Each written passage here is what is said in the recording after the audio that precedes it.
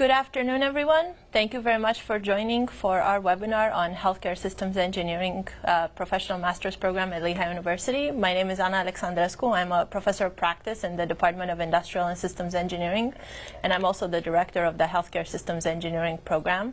And I'd be more than happy to give you an overview of our program. Let me first start by answering the question, why healthcare systems engineering? Back in 2014, the President's Council of Advisors on Science and Technology put together a set of recommendations for the U.S. President regarding ways in which the U.S. healthcare systems failures could be addressed.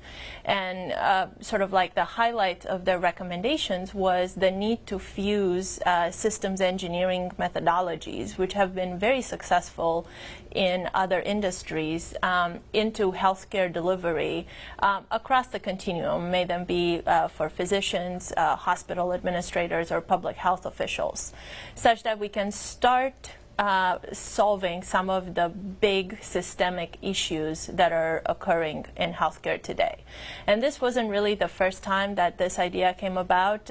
Probably 6-8 years prior, the National Institute of Health and the National Academy of Engineering have published together a paper and held a symposium reaching pretty much the same conclusion. And that's really where the HSE program at Lehigh started. So what actually is healthcare systems engineering? The best or simplest way that I can describe it is really sitting at that center of the Venn diagram that you're looking at. So on one hand, you have engineering, data-driven problem solving, and some of the methodologies that come from systems engineering traditions like optimization, simulation, and so on. Then you also have healthcare delivery domain. Healthcare is really not like manufacturing or logistics, so we need to really understand what are the challenges that are happening in the healthcare domain. And you'll hear later from some of our students who are actually practicing physicians or working professionals in this area. And then finally, you have the systems thinking, sort of putting everything together, the people, the technology, the processes, to develop better ways to capture effective solutions for some of the problems that we're facing with. So just to highlight, the HSE program is a professional master's program. It's actually accredited by the Professional Science Masters Association. It's a 30-credit degree. And what you see on the right is sort of like a breakdown of the structure of the curriculum. So we delve deeply into issues of healthcare, finance, policy, quality, IT.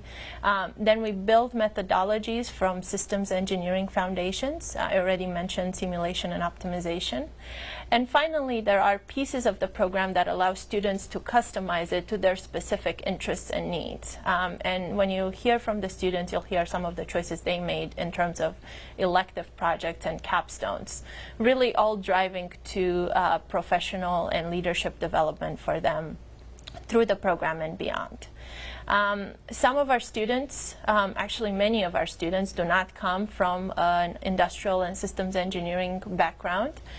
So we have created 2 prerequisite courses to cover the necessary math in order for them to be successful in the program, and that's what you see on the box on the right. All in all, 30 credits, 10 courses. Students sometimes complete that in as little as 2 semesters, like a fall-spring combination. But they can also take a slower pace, especially if they're working professionals balancing career and family as well as school. Who are our HSE students? So we're actually very proud to have a pretty even gender distribution, which is almost, unfortunately, unheard of in graduate engineering programs. We also have a great diversity of professional backgrounds. So a number of our students come straight from undergraduate degrees with little experience, perhaps a few internships. But then we also have working professionals, mid-career as well as experienced professionals with over 10 years of experience. And that creates a very vibrant ecosystem in terms of the ability of ideas and perspectives and problem-solving approaches to cross-pollinate across all the students. Finally, in terms of academic backgrounds, a big proportion of the students come from engineering backgrounds. However, like I mentioned, we have many that do not, coming from science, pre-health, public health, business, as well as other more less traditional degrees. Where do they go?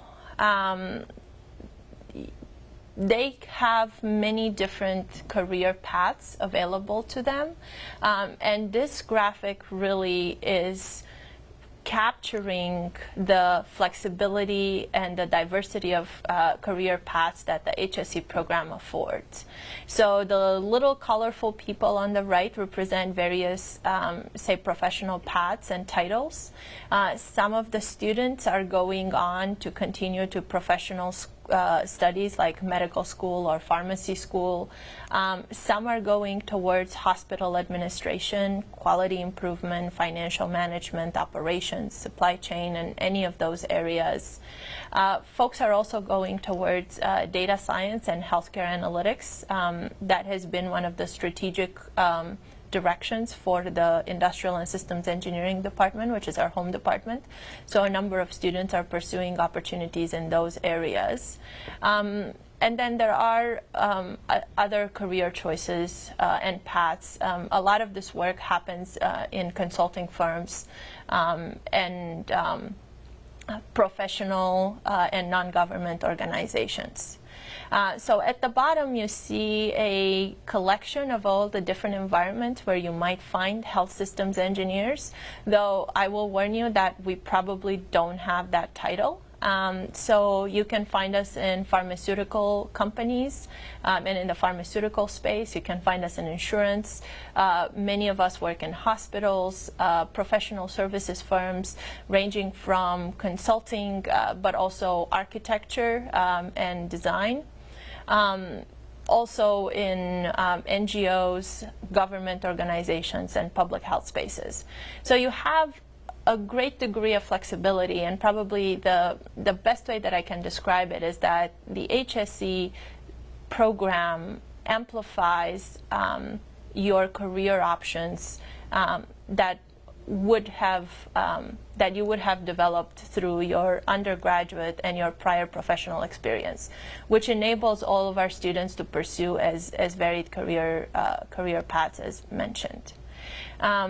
So we put this together to highlight a few of our alumni. And without really going through all of them, I'll just highlight a couple of different perspectives. So up in the top left, Laura Silvoy graduated a few years ago. Her background or her undergraduate degree was actually in architecture. And she now works for an architecture firm who specializes in healthcare facility planning and redesign. Her focus being particularly working with clients to understand their processes and their needs for the space, such that her colleagues can design and develop better spaces for them.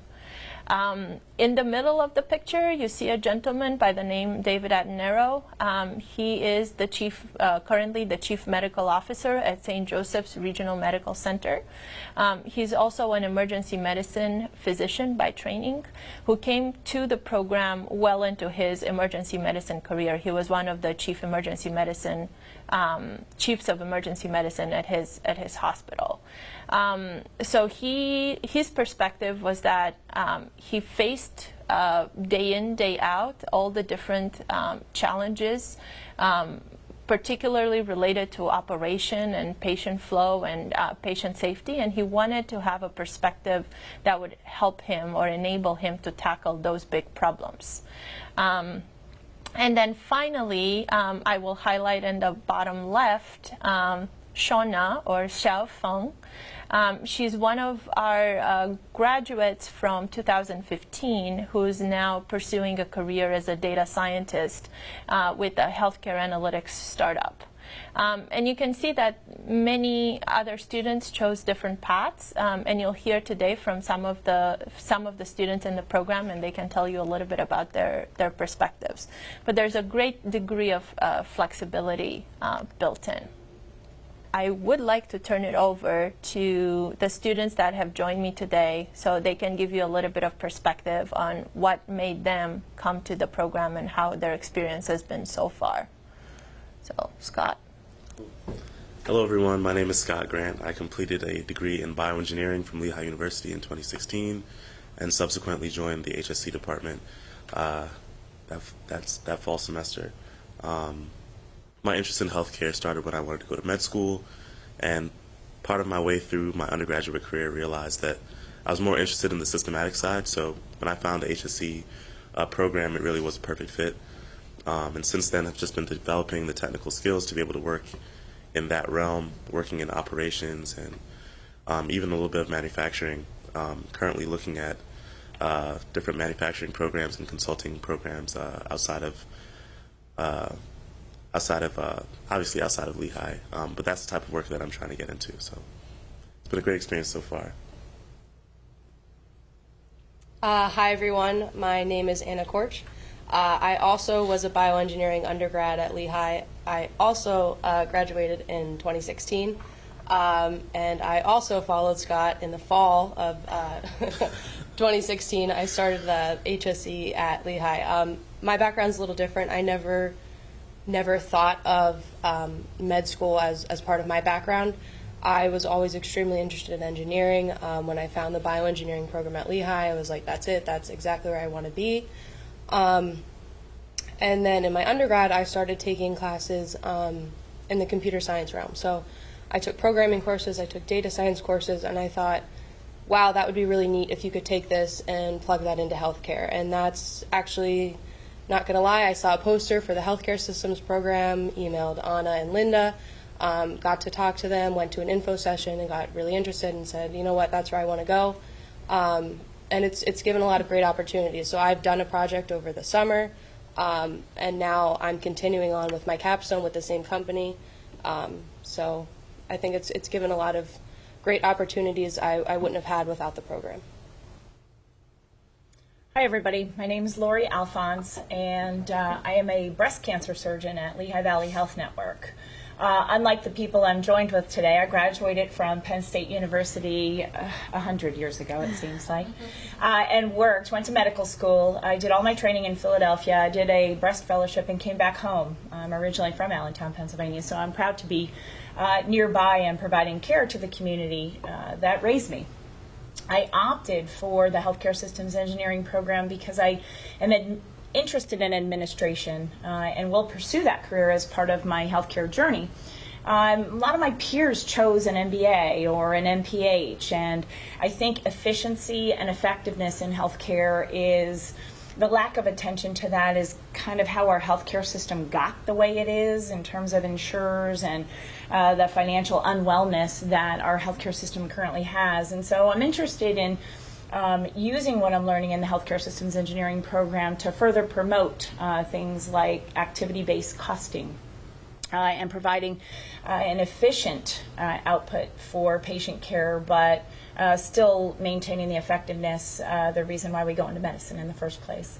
I am local, but I'm a distance student. I do everything distance, and that's because it allows me to still have my full-time job and a little bit of personal life outside, and still maintain my classes. So I can do them whenever is convenient for me, which works out great.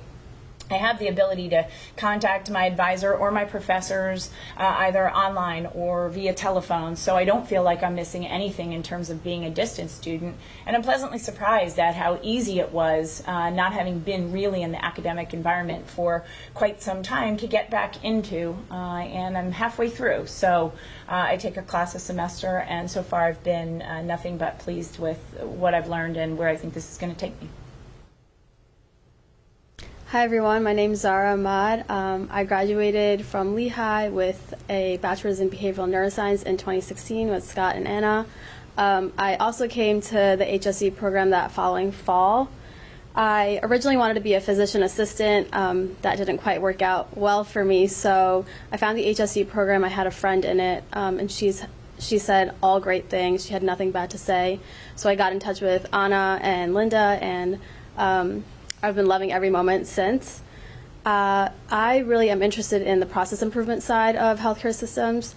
So I've been able to have an internship where I get to implement process improvement, theories and practices, and I've had a great return on that.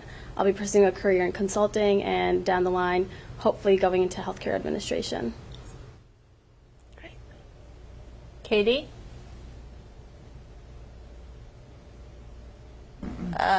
We can see you talking. We can't hear you. Can you guys hear me now? Yep.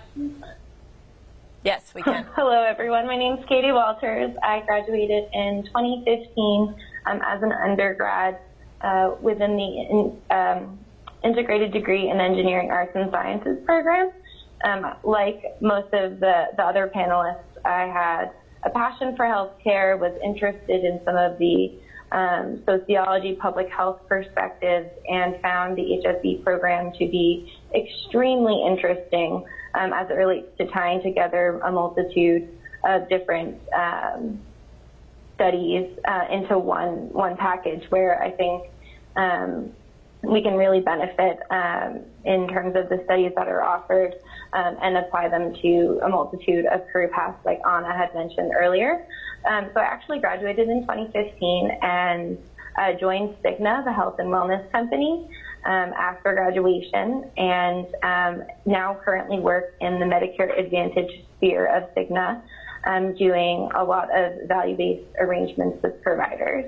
And I started the HSE program part-time in the summer of 2017 and have really enjoyed the flexibility that the distance program allows, and would reiterate the sentiments that were already expressed around always having opportunities to discuss with professors and really being a part of the student body and community, even though I sit in Philadelphia.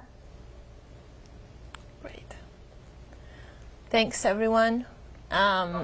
So I guess in the interest of time, I'm looking at questions from the audience, if there are any. So we can, obviously, you only got a very tiny sliver of what the HSE program is about and all the things that we'll do. But let's start addressing some of the questions that you guys have in the audience. Sure. So Lori had mentioned her reasons why you decided to choose the healthcare systems engineering over an MBA or the Master of Public Health. But another common master's degree program for the healthcare field is the Master's in Healthcare Administration. So could Professor Andrescu, could you please talk about some differences between the healthcare systems and the healthcare admin program, and why someone would choose healthcare systems engineering over that degree? Sure. So the question was, what are the differences between the healthcare administration master's programs and HSE programs, and what would make someone choose one over the other? So I guess the main difference is the perspective on problem-solving approach. So coming from a systems engineering methodology background, we focus on solving operational problems. From my understanding, health administration programs focus a lot more on understanding all the intricacies of healthcare domain knowledge and healthcare I guess, complexity, without necessarily developing some of the methodological tool to address the impact of those inefficiencies or complexities. So for example, in a health administration program, you might learn everything about what an emergency department is, and then who are the people that work there, and what are all the different dimensions of it. We would focus on, well, what are effective ways to minimize the number of beds that are in the hallways, or minimize the length of stay of patients in the emergency department? How do you look at predicting the patient volume and patient arrival patterns, and use that so that you can make operational decisions about staffing the emergency department, making sure that you have enough resources in terms of rooms, nurses, beds to be able to see everyone. So we are focused a lot more on solving operational problems, unlike some of the other programs that have been mentioned before, like health administration or MBA or healthcare management. So Anna, the student, mentioned that you have started your capstone extending from other project work. Could you tell us a little bit about that project? So my capstone, which I am doing currently this semester, I'm working with Populitics, which is actually owned by LVHN. And they are a healthcare analytics company really focusing on improving population health. So what my project has been focused on is looking at how continuity of care affects a patient's outcomes. So is a continuous patient doing better health quality-wise compared to a patient who, you know, I've had a primary care service this year, but I haven't come back in 2 years, and in that time, I've seen several other physicians who have changed my medications, and now I'm all out of whack. So really looking at those two different types of patients and figuring out, is a continuous care with a single provider better for a patient as opposed to coming in and out of a network? Distance students like Lori and Katie, how is the capstone project handled for distance students? Anna. I can probably answer that since neither Katie nor Lori got that far yet. So we actually built a fairly flexible framework in order to enable distance students to run capstone projects in their local communities. So I'll just use an example. We're working right now with a student who lives in Minnesota. There's absolutely no way she's going to come to Lehigh Valley on a regular basis, but she works as a facilities engineer at the VA hospital in Minneapolis. So her project resides within her home institution. We meet weekly over Zoom, and then we have other Zoom or phone sessions to supplement our weekly meetings. In this day and age, because there's so much experience in like distributed work, there's absolutely no difficulty in maintaining communication and providing her the mentorship that she needs. So she worked on a project this past summer, and then she's continuing now the project in the fall. And then in each case, she had a team of advisors consisting of myself and 2 or 3 of my colleagues, as well as a member of our industry advisory council, Mr. Lou Keller, who's part of the Flexim Corporation. She is actually using Flexim for her project. So she hasn't had any sort of difficulties with how the project is run, and she's very excited because she had an opportunity to work on a meaningful problem that was really plaguing her institution. So I don't know if that answers the question. I don't know if Lori or Katie, you guys have anything else to add? I think from my perspective, I'm probably going to have a hard time figuring out which project not to do for capstone because, as I said, I chose healthcare systems engineering because I want to be a problem solver, not a problem identifier, which I think is the difference that you pointed out, Anna. And there's a lot to be done and a lot of work and good, better, best. There's always room for improvement, but I don't know if I'm going to choose that in the operating room where I spend most of my time, if I'm going to choose that from an operations point of view, a productivity point of view, a systems point of view. I have lots of opportunities. Maybe I'll help Anna or continue her project with Populitics, which is also a big deal. So I think there's lots of opportunity. I think it's just a matter of finding something that, you know, is meaningful, like the student in Minnesota did, and going with it. Great. To layer on, I would also agree with the sentiment that Lori just expressed in terms of trying to figure out which one to make a capstone project. I also would like to layer in that, you know, we don't have to wait for the capstone project to be in effect for us to start implementing what we're learning within our classes on the day-to-day basis within our daily jobs. And so it's definitely an exciting opportunity to be doing it part-time if that's something you're interested in, to be able to see real-time how you can directly impact the workflows within your office or productivity, as Lori just mentioned. And I would echo that, where I spoke recently with one of our distance students who is getting ready for his capstone. He's a physician also. So his sentiment is that he's running out of ideas around him because he has been working on the side on his own, trying to apply the tools that he's gotten from class. So there's definitely an opportunity for that, and it has been happening. So a student from the audience asked, I'd like to know about the prerequisites for the program. I come from an electronics and communication engineering background. How can I best prepare for the program? Sure. So the types of math that we use in the systems engineering foundation courses are probability and statistics and linear algebra. So if you've had an opportunity to have probability and statistics, like an engineering-based probability and statistics course, as well as a course in linear algebra, that should prepare you. If it's been a while, then you might want to brush up a little bit. And like I mentioned, we do have math refresher courses that we offer students that do not come from that kind of background. So yeah, that's. Okay.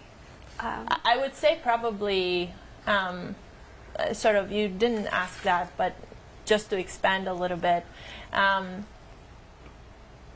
you can definitely do the math. It's not even a prerequisite that you've done it before. It's more of a question, do you believe that the complexity and the challenges in healthcare require this analytical approach? Because if you do, then you will figure out to build the building math blocks. You either have them from your undergrad, or you take our prerequisite courses, or you take an equivalent course at your local university. There are many, many ways to fill in that math gap. And it's definitely not insurmountable. I don't know, you guys, I guess Zara, Katie, and Lori, do you guys have anything else to add to this? I can speak from experience.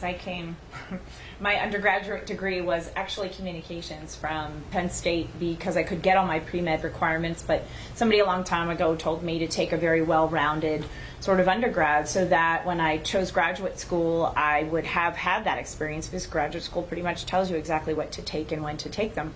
So I was not math prepared, and I'm in my second prerequisite taking some of the program classes in between, and it's doable, and as long as you're willing to put the time in, it's not insurmountable. And I haven't had any kind of defined math prior to joining the program, but I'm doing okay. It's doable, definitely. I would also layer in, I actually, took undergrad classes in engineering, but still found the prerequisite course that I took this summer to be extremely helpful, having graduated a few years ago and having taken statistics, a few years into undergrad. And so I found the prerequisite to be a refresher, but also helped set me up to do, better than I probably would have in the current curriculum courses that I'm taking. Perfect. Students prepared to be unique from the Lean and Six Sigma and other improvement methodologies movement in the process improvement worlds currently in the work market? Perfect. That is a great question. So I'll take the first stab, but you guys, I think, can chime in as well. So from my perspective, so I teach in the program, I supervise the capstone project, as well as I teach a quality and process improvement course. And the quality and process improvement course does deal with Lean Six Sigma type methodology. but it is also one of the courses that the students take. So the way I look at it, especially given my own industrial and systems engineering background, Lean and Six Sigma methodology is one tool in our toolbox, but we have others. We can build statistical reasoning through design of experiments coursework that we do. We can look at a system like an emergency department and then build a simulation model of it to try to understand what is relative impact of different policies. We can build optimization models, for example, looking at like optimizing staffing or like resource allocation. If you have, say, only 2 MRIs and you have to figure out how to schedule them better so that all the patients that need access to that can have it. So my short answer would be Lean and Six Sigma is one part of what we do, but we have a lot of other tools and perspectives that go beyond Lean and Six Sigma. I don't know. What do you guys think? I would agree. And I think that one thing that I find very gratifying about the program are the professional development opportunities outside of the classroom.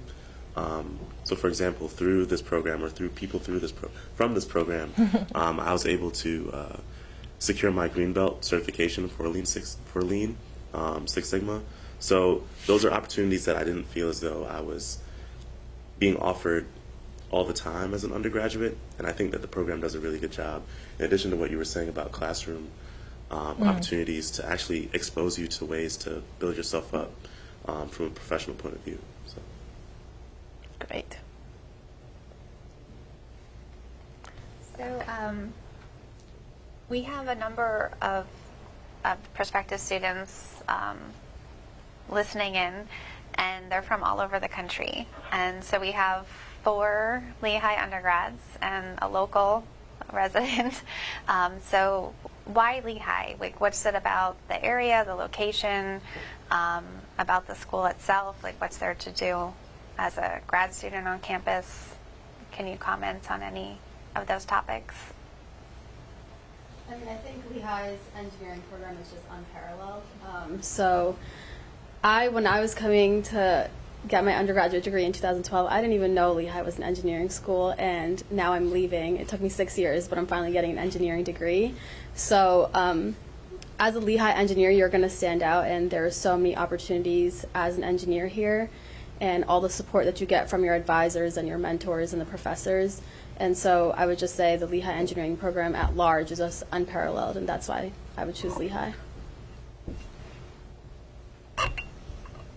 I'm a local girl, but I'm a distance student, so I could have chosen a program anywhere in the country, but I opted to get an engineering degree, and I wanted it from a top engineering school, and that's Lehigh. So Scott had mentioned the professional development opportunities as being something you saw in the program. Does anyone else have anything to offer in regards to maybe something that surprised you about the program, or what's your favorite part of the program thus far? I can piggyback off of... I can go. Oh, go ahead.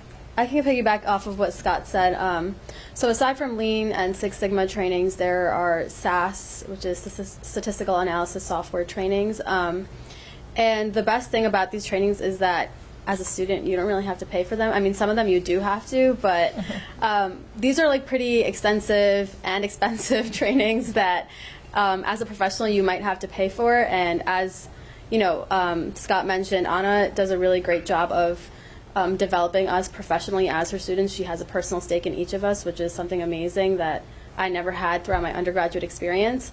And so the professional development isn't just Lean and Six Sigma, but there's an array of different things that you can pursue. Just to layer on to what Zara mentioned, including the SAS and statistical analysis tools, just an exposure to all the different opportunities that you can leave the program and explore. And so on the slide a few back where we discussed, alumni of the program, we now get to hear as students every 2 or 3 weeks, them tell their story about how they're applying what they learned in the program to their day-to-day jobs, which is really interesting for me to hear as, a part-time student, hear people on the provider side and some on the payer side speak to how they're applying their learning. So it's a really exciting opportunity to just see, how many different avenues and ways you can take the program and really run with it and make it your own. And to Zara's point as well, I really appreciate Anna's personal touch. I had my meeting with her to schedule my spring semester last Friday, and really took the time to make sure I was aware of all the different opportunities I had, from course opportunities from an elective to creating my own projects, and it's a really tailored program. Actually, Anna, have you actually talked about your background at all in terms of what led you to becoming the director and leading this program? No, I have not, actually. That would have probably been a good place to start, right? So I'm a Lehigh alumna myself. I graduated in 2010 from the Integrated Business and Engineering program. Then I picked up an applied math minor along the way. So I had the way I said is I had a foot firmly planted in each of the 3 colleges, undergrad colleges at Lehigh. And then I pursued my master's in industrial and systems engineering, and I worked, at the time we didn't have the healthcare systems engineering program, it was just starting. But I did my project with a home health company, building a model to predict rehospitalizations so that they would identify opportunities to intervene and provide better care to their home patients. And so I went and I worked for a small boutique consulting firm in New York City. They were focusing on, process reengineering in the healthcare space. I worked with a lot of insurers, but not only, a couple of startup organizations as well. And I came back in 2015. Wow, it's been already 2 years. Can't believe that. When my current position opened up. So I'm really excited to be here, and I'm really kind of glad to hear you guys say all these great things about the program, because I do think that this is where I belong. Like, I really enjoy teaching, and I really enjoy mentoring students.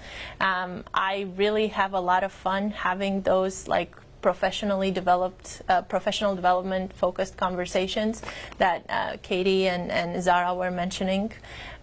So you guys being successful is the kind of thing that keeps me going and makes me be really happy when I get to tell people that I'm actually a professor. So I'm also extremely approachable. I've been known to come to the office and meet students on Sunday morning at 10 a.m., on Friday night at 9 p.m.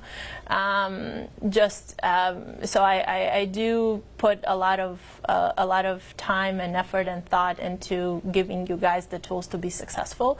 And actually, a lot of the things that these guys mentioned that we do, like webinars and trainings and professional development sessions, were really input from the students.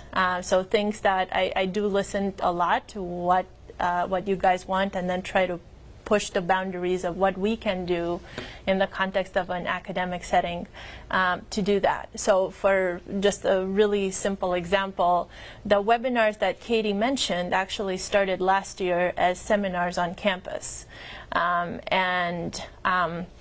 Now we push them to a webinar platform precisely to enable distance students to be able to attend. We move them from 4 p.m. to 5:30 to make sure that more working professionals can get it in at the end of their work days, at least on the East Coast time. I'm starting to hear now from some of our West Coast students that maybe we should even go a little later because they're still working at 5:30 p.m. our time. So my philosophy has been really that this should be the conduit for the students to achieve their professional goals, and they and I have an equal stake in it. So as long as you guys articulate what gets you there, I will definitely be your #1 champion and advocate to help you get there. So I don't know, is that a good overview? So all right. We're almost out of time, so I just didn't know wanted to provide the opportunity to the students if you have any closing remarks or any sort of advice for students who are considering this program before we If you have end. any questions, contact us. Anna will be able to answer whatever questions you have. I was very hesitant and a little bit insecure about it, even in spite of the fact that I have a completely different professional career and, you know, survived medical school and surgical residency. But, you know, it can be intimidating, but, you know, our program wants us to be successful, and they remind us of that all of the time. We get the help that we need, and the education really is unparalleled. I would also say just think beyond the traditional paths for an engineering program. I think that the work that we are exposed to can expand beyond the kind of traditional modes. And we spoke about the architecture firm before, and it just goes to show that this program can lead you to a lot of directions, and that's something that I was surprised about. So something to think about. Anyone else? Okay. I would just reiterate the sentiment that, you know, feel free to reach out to me or to any of the students I'm offering up that opportunity. But as, you know, somebody who spent 4 years on campus, I'd be happy to talk about the Lehigh Valley and what's going on there if you were interested in full-time, or if you would like to discuss, you know, part-time opportunities. I like to talk. So if you have any questions, feel free to grab my email from Anna. Perfect. Thanks, guys. All right, so I think I'm getting the signal that we're almost out of time. So you heard everybody's encouragement. Please do feel free to reach out. So I'm just going to run really quickly. Email, you'll hear back from us within probably 24 hours. We have a couple of industry webinars, so Katie alluded to them. If you want to see what people are doing in the field with this kind of degree and this kind of work, it's a good opportunity to join. And then the times and dates are listed, and you should email us, and then you can get on the RSVP list. And finally, we're hosting an open house on December 7th, right? Yeah, 7th. We don't have a firm, like, solid block of time, but it's probably going to be around lunchtime. So you'll get a chance to meet the students from the program, the members of our Industry Advisory Council, faculty, other alumni, and also see the posters of the work that they've been doing in their capstones this semester. So Anna will be there with a very pretty poster telling you more information about the project. So just reach out in any way, shape, or form that is suitable. You'll hear back from us. With that, I think I can conclude today's webinar. I want to thank all of you guys for joining, prospective students as well as you guys current students for sharing your perspective, and have a good rest of the afternoon. All right.